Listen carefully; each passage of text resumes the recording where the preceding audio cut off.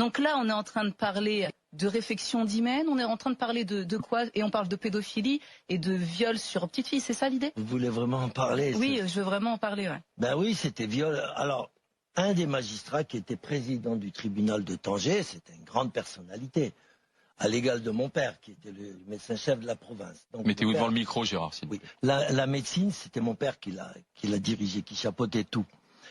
Et ce président-là, il avait 8 esclaves chez lui.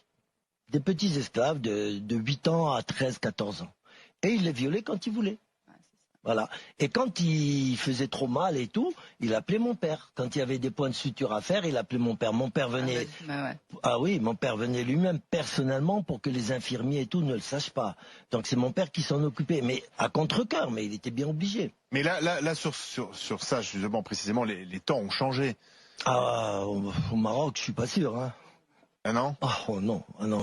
Il y avait à Tanger un monsieur qui s'appelait Michel, un grand gangster, qui avait un bar, grand gangster entre parenthèses, hein, qui avait un bar là-bas et puis il vendait les petits-enfants à des grandes personnalités, notamment de la famille royale anglaise.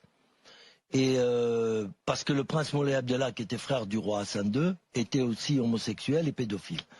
Donc à un moment, le roi en a eu marre, il a dit bon, tout ça, ça suffit.